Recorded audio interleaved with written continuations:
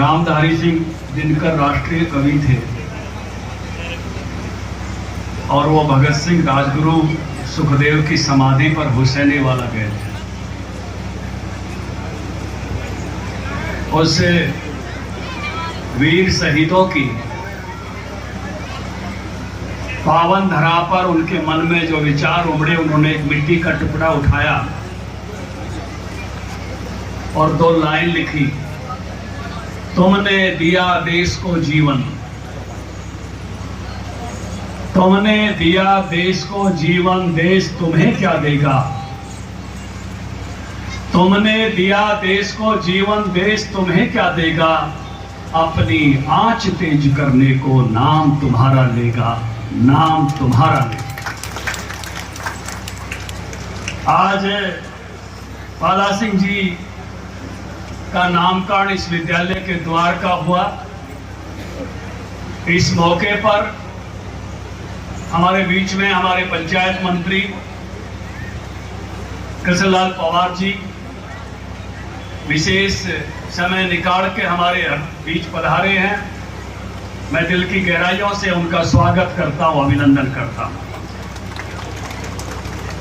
शहीदों के लिए जो भारतीय जनता पार्टी के नेताओं में जो भाव है, वो भाव ही प्रेरित करता है कि आप सुबह सुबह चल के अपने मध्य पहुंचे हैं, समय दिया है। इस मौके पर हमारे जिला परिषद के चेयरमैन और यहाँ से चुनाव लड़े कप्तान बरदाना जी, हमारे बेरी से चुनाव लड़े संजय कबलाना जी, हमारे जिला अध्यक्ष भाई विकास वाल्मीकि जी, राव महिपाल सिंह जी जो राजेंद्र जी के सपुत्र हैं, और रही महिपाल जी और राजेंद्र जी सपुत्र पाला सिंह जी इस महान स्वतंत्रता सेनानी के सपुत्र हैं। कुलदीप दलाल जी जो हमारी कबड्डी के एसोसिएशन के 398 अफसर थे। जब लड़ाई हुई तो 26,000 लोग नेताजी सुभाष चंद्र बोस की फौज के शहीद हो गए थे, और इसमें से हरियाणा के शहीद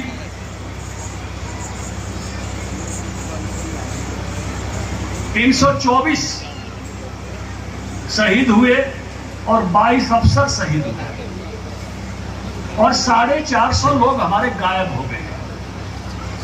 अब जो गायब हो गए वो भी शहीद ही हैं, जो मिले ही नहीं, जिनकी डेड बॉडी नहीं मिली, जिनको पहचान नहीं पाए, जिनका उस समय रिकॉर्ड नहीं बन पाया, ऐसे 450 लोग और हैं।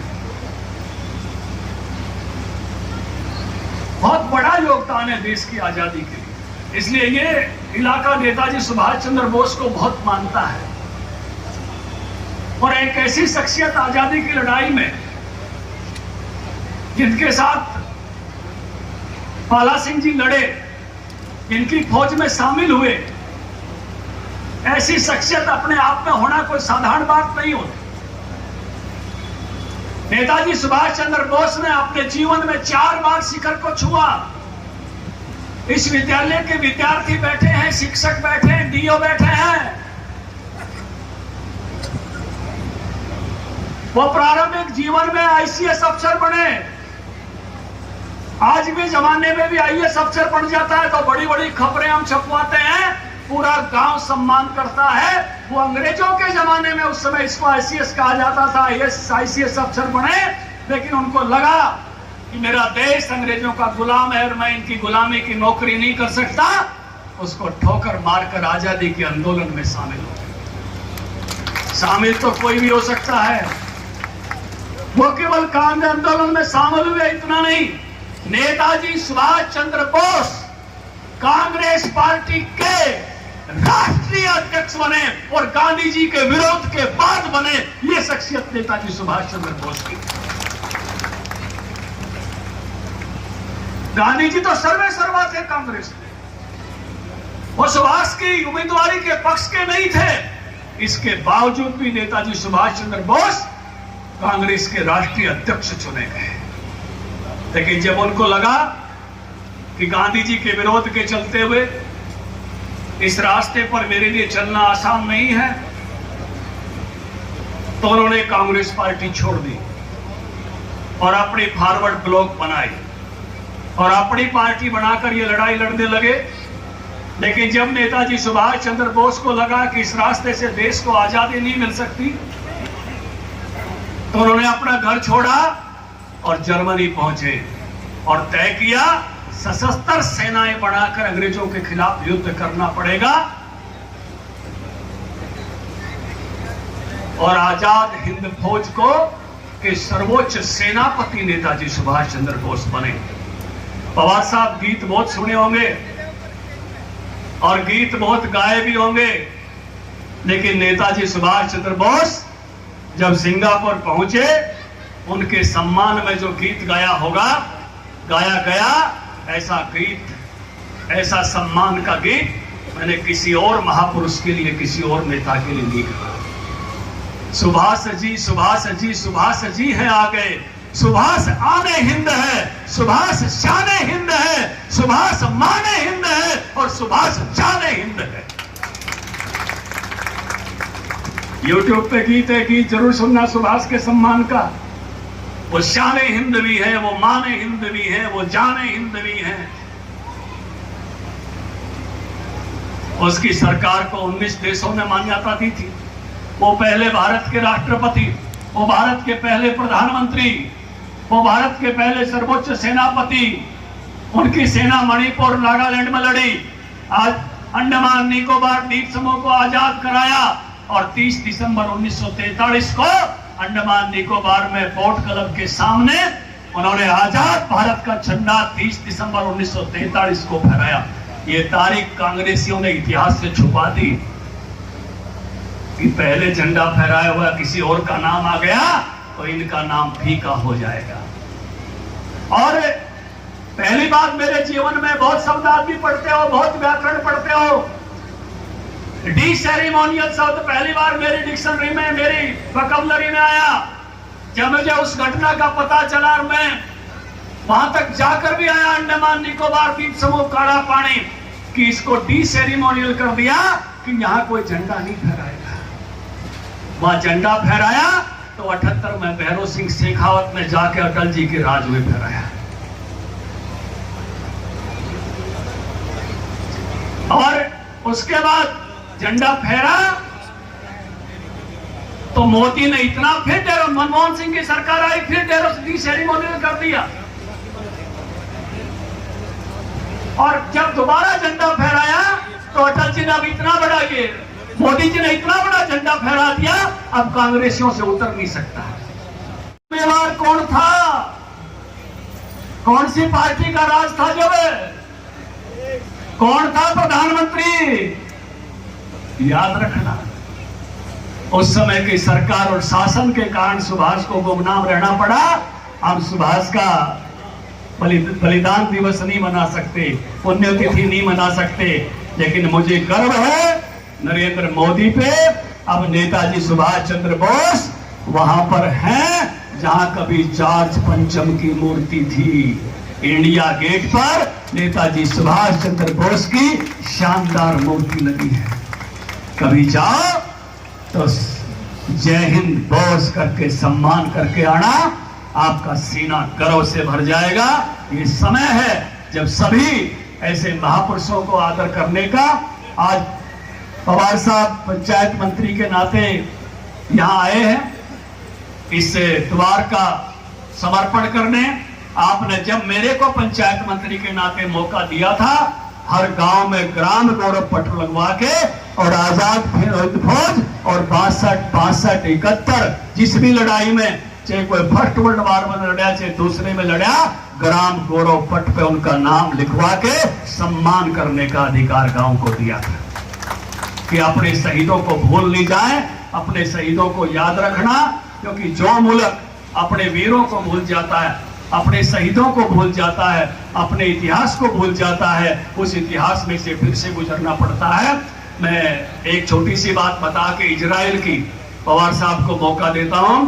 मैं इजराइल गया 2 बार। उनका एक म्यूजियम है याद वसम, अंग्रेजी में उसका नाम है होलोकास्ट म्यूजियम। अपने हर बच्चे को उसमें से निकालते हैं वो। कभी मौका मिले तो जेरूसलम में उस म्यूजियम को जरूर देख के आना। मैं भी वो म्यूजियम देखने गया। 1 करोड़ यहूदी थे दुनिया में, 60 लाख यहूदियों को हिटलर ने मरवा दिया था, 40 लाख बचे थे। 40 लाख लोगों ने अपना मुल्क जो कभी छोड़ गए थे, उस मुल्क को फिर से बसाया।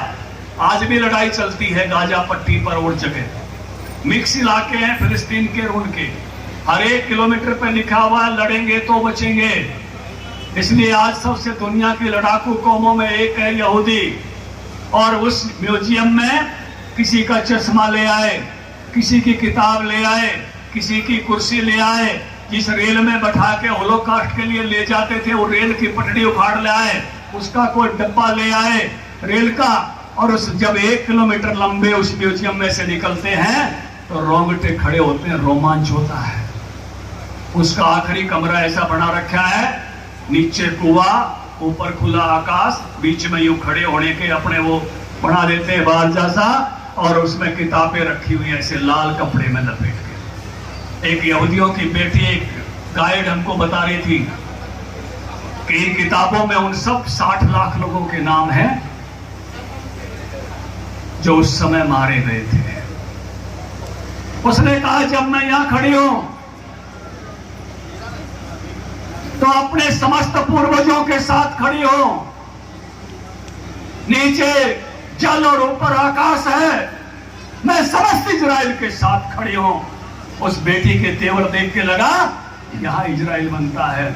जब बाहर निकले पवार साहब, 23,000 पेड़ थे, हर पेड़ पे एक आदमी का नाम लिखा हुआ था। हमने कहा ये कौन है, ये नाम लिखा हुआ है? उन्होंने कहा ये यहूदी नहीं थे, ये यहूदियों को बचाने वाले लोग थे और हमको बचाते बचाते मर गए। हम इनके नाम दुनिया से, पूरी दुनिया से ढूंढ के लाए हैं और हमने इनके नाम के पेड़ यहाँ उगाए हैं। अब हम इनके नाम मरने नहीं देंगे, अमर रखेंगे। मुझे लगा क्या गजब का देश है, जो इनके लिए मरे उनको भी ढूंढ ढूंढ के याद करने का काम यहूदियों ने किया। लेकिन मैं, जब मोदी जी ने मुझे statue of unity, Sardar Patel की प्रतिमा के लिए लोहा मिट्टी इकट्ठा करने का काम दिया था, तो ये काला पानी पहली बार गया था। और वहां एक टापू है, वाइपर टापू, वहां पर मुझे ले गए। नाम ही नहीं सुना, नाम ही नहीं पढ़ा, इतिहास में नहीं पढ़ाया। सत्येंद्र जी, सतीश जी, आप एसडीएम हो यहाँ के, रविंद्र जी, इतिहास पढ़ा आपने क्या? वाइपर टापू का नाम इतिहास में पढ़ा कभी? नहीं पढ़ा ना, मैंने भी नहीं पढ़ा। हमारा एमपी था विष्णु पात्रे, अभी फिर एमपी बना हुआ है, वो मुझे स्टीपर में बैठा कर ले गया और उसने कहा पहली जेल यहां बनी थी 1858 में, झांसी की रानी के 200 सैनिक अंग्रेज लेके आया था। यहाँ फांसी गए 78 लोगों को फांसी हुई थी। यहाँ महिला जेल है, यहाँ पुरुष जेल है। मैं हैरान रह गया कि वाइपर टापू मैंने नहीं पढ़ा। 79 लोग कौन फांसी जिस दिन में, एक दिन में तोड़े गए, उनका नाम मैं नहीं जानता। उसमें पुरी के राजा, मणिपुर के राजा तक उस जेल में थे। ऐसा इतिहास हमसे छुपाया गया। मुझे लगा एक इजराइल है जो गैरों के नाम भी याद रखे हुए, जो उनके लिए मरे उनको नहीं भूला, और एक मेरा मुल्क है उनको भी भूल गया जो अपने थे और जो हमारी आजादी के लिए मरे। लेकिन आज मैं बधाई दूंगा आपको, आपने उस वीर को, उस शहीद को याद किया जो हमारी आजादी के लिए लड़े, पाला सिंह, और इस समारोह को एक यादगार समारोह बनाया। इन वीरों को याद रखने से ही हमारी तेजस्विता बढ़ती है, उसी से ही बहादुरी हमारी नई पीढ़ियों में आती है और देश को मजबूत रखने का संकल्प जो है हमारा पूरा होता है। आप सबको आज इस मौके पर अभिनंदन, बधाई, और इस कार्यक्रम का सहभागी मुझे बनाया, इसके लिए भी आपका आभार व्यक्त करता हूं। सबको नमस्कार। भारत माता की